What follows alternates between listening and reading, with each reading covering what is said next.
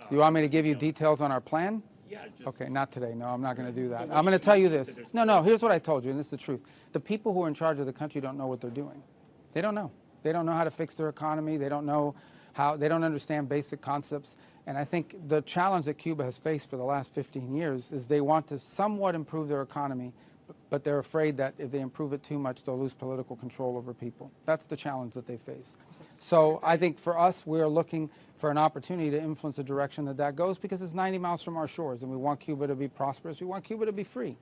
But in that sense, you know, on the level of detail you're asking me, suffice it to say that as long as the people that are in charge think the way these people think and act the way these people act, it's going to be difficult for them to make the changes that need to be made in order for Cuba to have a better future.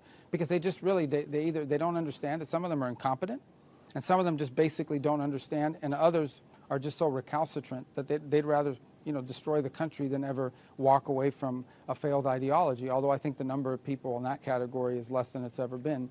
But for the most part, it's just people that don't know what an economy is supposed to look like. They really don't. And because they've always relied on foreign sponsors. That regime has survived on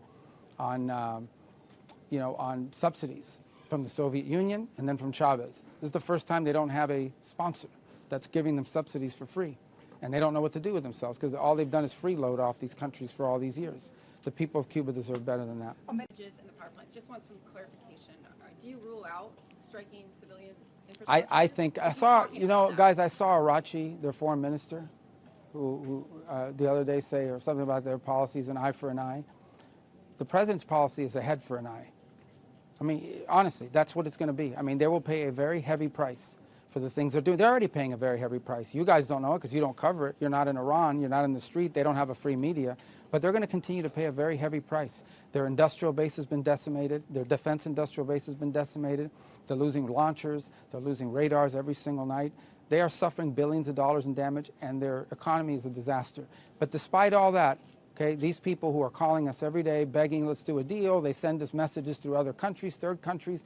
I mean, they're running out of countries to send. Even I had countries here coming up to me, oh, I just spoke to the Iranians, they want to do a deal. The problem is, every time these people do a deal, they either break it, or after they make it, they want to change the deal.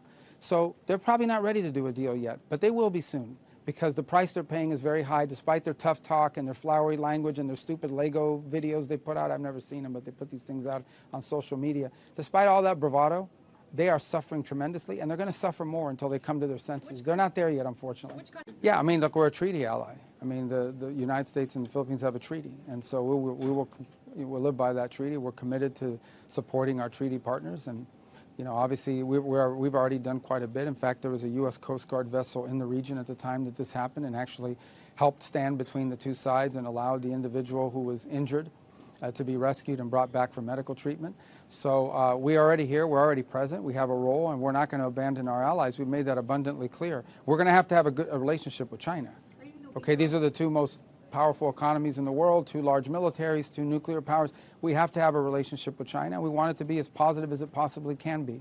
But that won't come at the expense of our allies and our partners in the region or our presence here either. Jelajahi cara baru mendapatkan informasi. Download MetroTV Extend sekarang.